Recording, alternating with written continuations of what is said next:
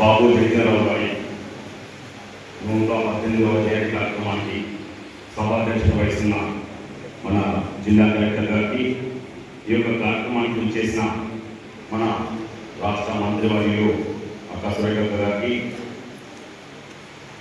అంబేద్కర్ జగన్రావు జయంతి ఉత్సవాల committee chairman అన్న గురు మహేంద్రనాథ్ గారికి, వైస్ చైర్మన్ బాబురావు గారికి, మరొక ఎంఆర్పిఎస్ రాష్ట్ర నాయకులు అన్న మోహన్ అన్న గారికి, అదేవిధంగా చిన్న సామన్న గారికి, అదేవిధంగా మన అర్సల్ కలెక్టర్ గారికి, మన మేయర్ అక్క గుండు సుధారాయణ గారికి, అరవింద్ కుమార్ అన్న గారికి, అదేవిధంగా మన మేడం ఈ కార్యక్రమాన్ని సమన్వయం చేస్తున్న డిడి సోషల్ వెల్ఫేర్ గారికి, ఈడి సురేష్ సార్ గారికి, ఈ కార్యక్రమానికి చేసిన పెద్దలందరికీ మరియు ఇవరిదాకా పాటలు పాడి ఆలోచించిన టిఎస్ఎస్ సాంస్కృతిక శాఖ కళాకారుల టీంకు, అదేవిధంగా జెడ్పీ సిఇఓ గారికి, అదేవిధంగా డిఆర్డిఓ గారికి, ఈ యొక్క కార్యక్రమానికి చేసిన అందరికీ అధికారులకు మరియు ఉద్యమకారులకు, అంబేద్కర్ సంఘ నాయకులకు అందరికీ కూడా మరి కార్యక్రమాన్ని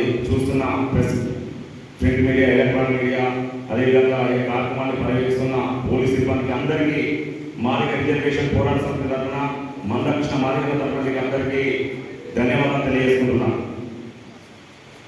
మేము అందరం ఇక్కడికి జగన్రావు జయంతిని ఘనంగా జరుపుకోవాలని ఇక్కడికి విచ్చేసినాము. దాంట్లో భాగంగా ముందుగానే మన డిడి సోషల్ వెల్ఫేర్ మేడం గారితో కూర్చొని అన్ని చర్చించిన తర్వాతనే మనము ఎంపీ కాలేజ్ సంబంధించిన ఆడిటోరియంలో కార్యక్రమం పెట్టుకోవాలని నిర్ణయించుకోవడం జరిగింది. మరి కార్యక్రమాన్ని ఇక్కడ పెట్టినందుకు మేడంకు ప్రత్యేక ధన్యవాదాలు. బాబు జగన్రావు తన జీవితాన్ని మొత్తం కూడా పేదల కోసం మరి అంకితం చేయడం జరిగింది. అంతేకాకుండా బాబాసాహెబ్ అంబేద్కర్ గారి ఆలోచన విధానంలో, మరి గాంధీ గారి ఆలోచన విధానంలో మరి తన వద్ద బాధ్యతలను మరి ఇచ్చి ఈ ప్రజానికానికి అందరినీ కూడా తాను నిదర్శనమై ఒక సమతావాదిగా గుర్తించబడ్డది జగన్రావు తెలియజేస్తున్నాం. అదేవిధంగా మరి ఈ జగన్రావు ఎవరి కోసమో కార్యక్రమాలు తీసుకొని చైతన్యం తీసుకురావడం జరిగింది. ఎస్సీలు, ఎస్టీలు, బీసీలు, మైనార్టీలు, పేదలు అందరి కోసం మరి తన జీవితాన్ని అంకితం చేసిన తెలియజేసుకుంటూ, తాను భారత రాజ్యాంగం బాబాసాహెబ్ అంబేద్కర్ రాస్తే ఆ భారతదేశ రాజ్యాంగంలో 10 కమిటీలు ఉంటే మినిమం 8 కమిటీలలో జగన్రావు గారి పాత్ర పూర్తి స్థాయిలో ఉన్నట్టు తెలియజేసుకుంటున్నాను. ఆ సోదరులారా, అంటే ప్రతి ఒక్క కమిటీలో జగన్రావు గారు ఉండి ఈ రిజర్వేషన్స్ పొందపరిచే విధానాన్ని ప్రతి ఒక్కరికి అదే విధంగా చూడడం జరిగిందని మీకు తెలియజేసుకుంటున్నాం. మరి అందరి శక్తివంతులు, అందరి మహోన్నతులు, అతని జయంతిని మనం అందరం కూడా మరి ప్రతి సంవత్సరం ఘనంగా నిర్వహించుకోవాల్సిన బాధ్యత మనకు ఉన్నది. ఈ రోజు ఘనంగా నిర్వహించుకుంటున్నాము. కానీ ఒక 2 విషయాలు మేము చూసుకోబోతున్నాము. పోయిన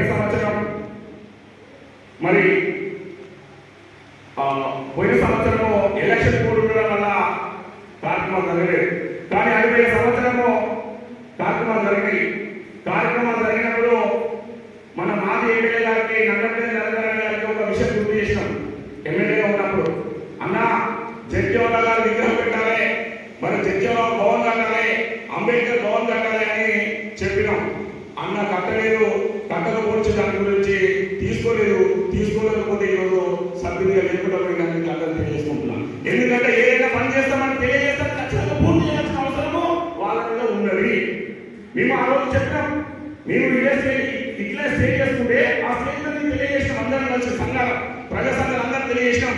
అన్న మరి నూతన కలెక్టర్ ఆఫీస్ మన వరంగల్ కడతాం కదా, ఆ వరంగల్ కలెక్టర్ ఆఫీస్ కాదా మరి బాబు జగన్రావు విగ్రహం పెట్టాలి, డాక్టర్ బాబాసాహెబ్ అంబేద్కర్ విగ్రహం పెట్టాలి, జ్యోతిరావు పూలే విగ్రహం పెట్టాలని తెలియజేసినాం. దానికి ప్రతిపాదన పంపలేదు కాబట్టి ఈరోజు పక్కకున్నాడు. దయచేసి మీరన్నా దాన్ని దృష్టిలో పెట్టుకొని ఖచ్చితంగా మన కొత్త కలెక్టర్ ఆఫీస్ దగ్గర మరి జగన్రావు, అంబేద్కర్, జ్యోతిరావు పూలే విగ్రహాలు ఏర్పాటు చేయాల్సిన బాధ్యత మీరందరూ తీసుకోవాలని జిల్లా కలెక్టర్ గారికి, మేయర్ గారికి, అదేవిధంగా మన పెద్ద మంత్రి గారు సురేష్ గారికి ప్రత్యేకంగా ఎంఆర్పీ తెలియజేసుకుంటున్నాం. రెండో విషయం, మేము రాముల భాష ఒక పేపర్ వచ్చింది, మన అందులో ఎస్సీ కార్పొరేషన్ ఆ పేపర్ వచ్చింది, రాజు యువ వికాసం. ఈ రాజు యువ వికాసం ప్రతి ఒక్కరికి అందరికీ చూడాల్సిన బాధ్యత కూడా కాబట్టి మీదనే ఉన్నది. ఇది ఇక్కడికి ఎప్పుడు మాట్లాడకూడదు, కానీ ఇది మాకు ఇచ్చింది కాబట్టి మేము ఎప్పుడు తెలియజేయం. మేము రెండే సార్లు మాట్లాడతాం, ఒకటి అంబేద్కర్ జయంతి రోజు, ఒకటి జయరావు జయంతి రోజు. ఆ రోజు మా ఆదాయం ఉంటే చెప్పుకుంటాం, లేకపోతే చెప్పాం, ఎక్కడ ఉన్నప్పుడు వచ్చి చెప్పాం, ఎక్కడ పడినా అక్కడ కార్యక్రమాలు తీసుకొని చెప్పాం, లేకపోతే ధర్నాలు చేసి రాష్ట్రాలు చేసి అవి చెప్పేది కాదు. ఏదో ఒక సందర్భం వచ్చినప్పుడు నేను చెప్తున్నాను కాబట్టి. పోయినసారి ఏమైంది, కేసీఆర్ ఏమన్నాడు, మీకు అందరినీ దంతమంది ఒక్కరు దంతమంది ఎదురు, కానీ ఈ రాజకీయ వికాసం మీరు అందరినీ వచ్చే విధంగా చూడాలి, ప్రతి ఒక్క పేదలకు అందరినీ చూడాల్సిన బాధ్యత తమ మీద ఉండదని జిల్లా కలెక్టర్ గారికి, ఈ కార్పొరేషన్ గారికి, మినిస్టర్ గారికి ప్రత్యేకంగా తెలియజేసుకుంటున్నాం. ఎస్సీ ఎస్టీ బీసీలు అందరూ కూడా ఇది అంటారు, ఎందుకంటే మీరు ఎప్పటికీ మాట్లాడుకోరు, ఇచ్చింది కాబట్టి. మరి ముఖ్యమంత్రి గారు మంచి ఉద్దేశంతో ఉన్నారు కాబట్టి ఆ ఉద్దేశాన్ని ప్రజలకు తీసుకోవాల్సిన బాధ్యత మీ అందరికీ ఉన్నది. అది అంబేద్కర్ గారు అదే కోరుతున్నారు, జగజ్జీవన్ గారు అదే కోరుతున్నారు. ఏం కోరుతున్నారు, ప్రతి ఒక్క ఫలాలు మరి పేదలకు అందాలి, అక్కడి వర్గాలకు అందాలని కోరుకున్నారు కాబట్టి ఆ కోరుకునే ఫలాలు అందేవలసిన బాధ్యత కూడా తమకు ఉందని తెలియజేసుకుంటున్నాం. అదేవిధంగా నేను ఎప్పుడు మాట్లాడే పరిస్థితి, నేను ఎప్పుడు మాట్లాడినా నా ఆగమడే. దయచేసి మేడం కొన్ని విషయాలు చెప్తున్నా, రాలేదా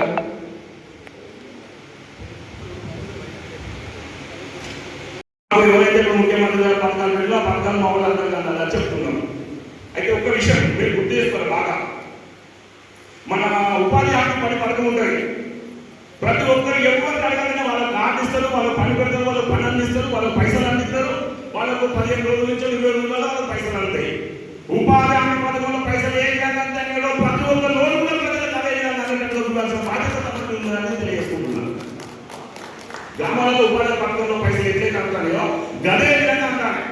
మళ్ళీ దానికి ఏముంటుంది, గ్రామీణ ఉపాధి పథకంలో ఏముంటుంది, మళ్ళీ ఎంతైనా వాళ్ళు ఒక సంవత్సరం మళ్ళీ రివ్యూ చేస్తారు.